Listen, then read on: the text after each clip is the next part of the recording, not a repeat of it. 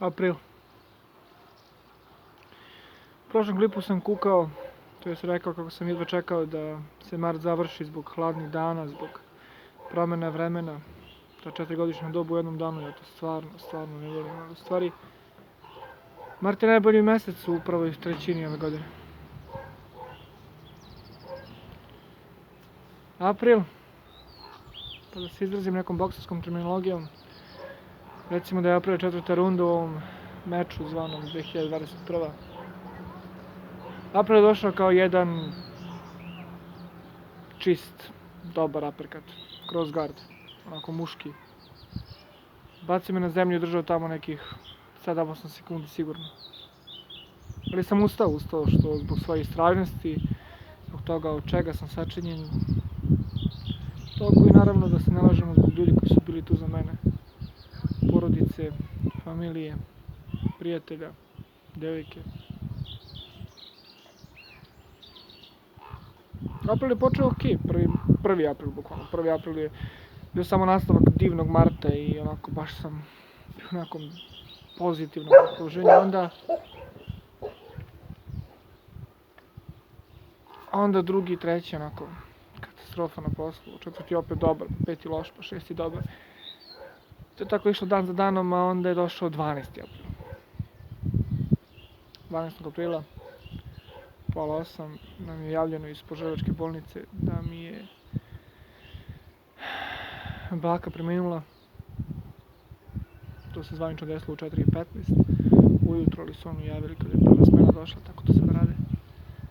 Ja sam iskren da budem bio na rođendanu večer pre toga. Sat vremena pre nego što oni javili, ja sam došao kući. Tek što sam zaspao, probudilo me je vriska moje majke. Ustao sam, smirio nju.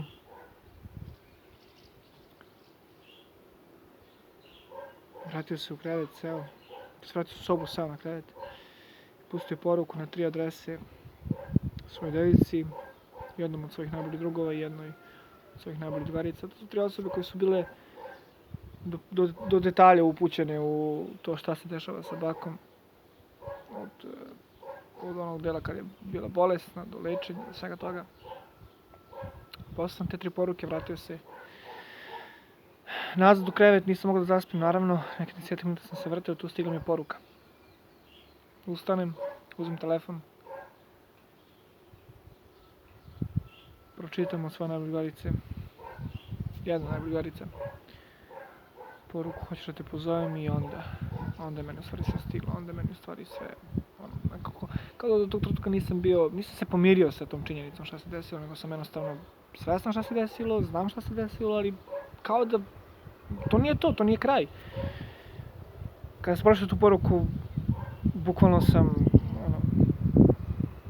krenuo da rovem, da se gušim u suzama i da se tresem, nisam mogao da kucam poruku, uopšte nisam mogao da joj napišem, pozovi me, nešto da napišem, nisam mogao, jedno dobrih 2-3 minuta, onda sam se konačno smirio, pustio joj poruku, pozvala me, pričali smo neke 15 minuta, isplakao sam se dobro tu preko telefona.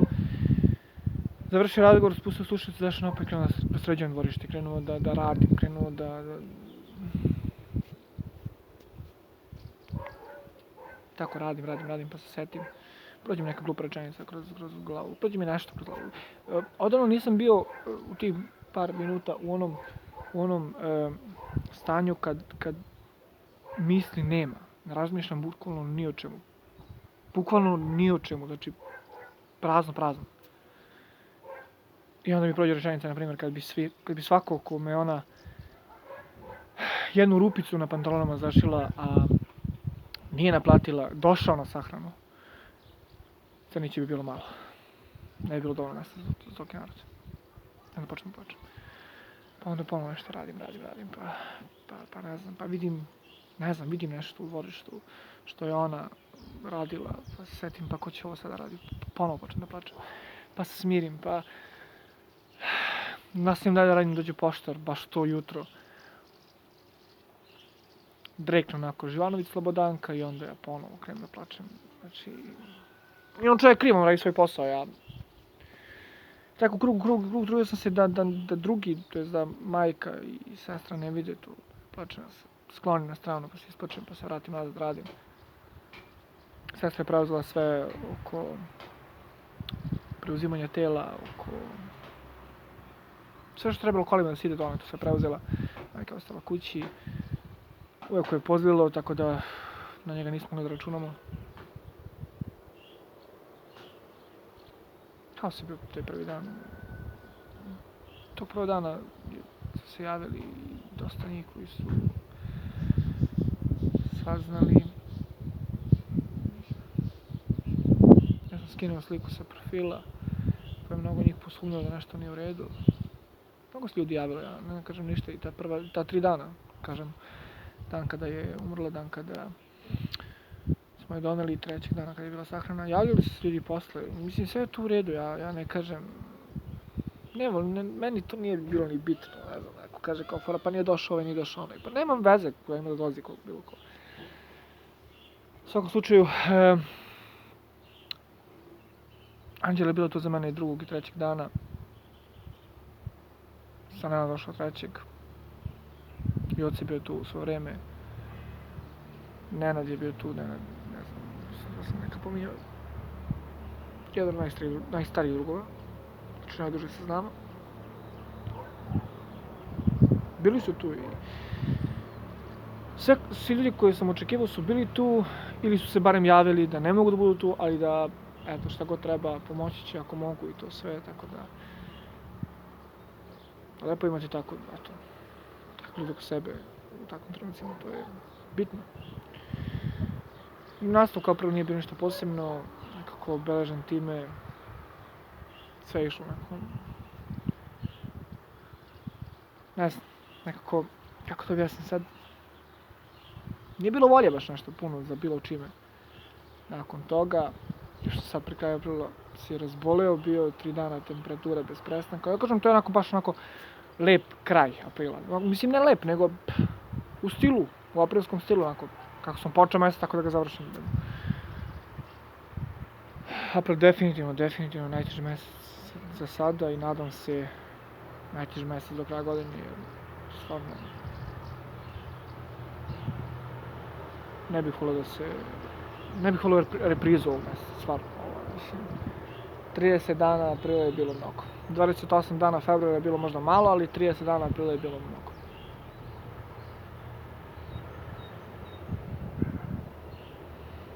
Ništa mi YouTube je stao i muzika je stala. Sve je naravno stalo. Koliko je stao, sve. Htio sam da vam pričam o toj prvoj epizodi Kutka za haha trenutak, koja je prošla super, stvarno i mnogo lepih komentara. Ko sve da priča o tome, realno. Kome do toga? Život ide dalje, ja sam neko ko to svima savjeta, ja sam neko ko to svima priča, ja sam neko ko svima tako nešto kaže, a sad je to meni trebalo da tako neko dođe da me sveknenu šamarčinu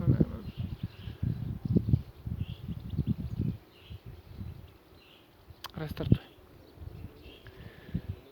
Život ide dalje, to je sigurno. Šta god mi uradili, nju ne može da vrati. Tako da, na nama je da eto, poštujemo njenu reč, da uvažimo ono što je ona nas naučila i ono što je pričala. Da nam ostane u sećanju, da je pominjemo kad god možemo i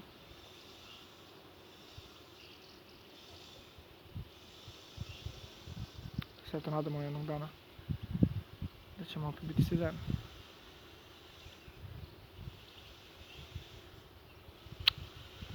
Ja se izvinjam vama zbog ove crne epizode, da je tako nazovem, ako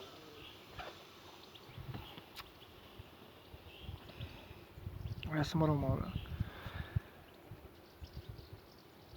Ne kažem da ovo prvi put pričam. Pričao sam ovo i najboljim drugu, najboljim drugarici, devojci, svima, eto. Podelim to i s vama. Sad u aprilu nije bilo ničega, ni muzike, ni YouTube-a, ni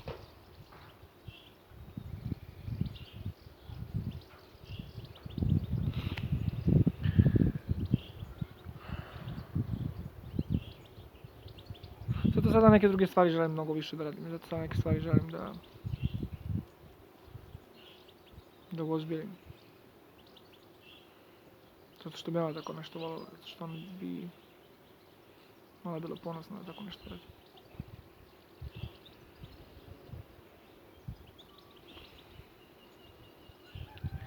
Neću dalje da dužim. Ja se nadam da ću već sljedeću rekapitulaciju da se smejem i da vam pričam o nekim jako lepim temama i o nekim novim stvarima koje sam uradio. Do tada reći vam samo jednu stvar. Zagrlite svoje stare. Baku, deku, majku, oca. Grlite ih sad i govorite im koliko vam znači, koliko vam vole, jer jednog dana to nećete moći. Jednog dana će vam faliti. I to kada viču na vas, i to kada vas nerviraju, i kada samo zvocaju. Pustite ih nek zvocaju, jer jednog dana će vam to zvocanje faliti. Jednog dana će vam to zvocanje više trebati nego bilo čije volim te, bilo čije lepe reči.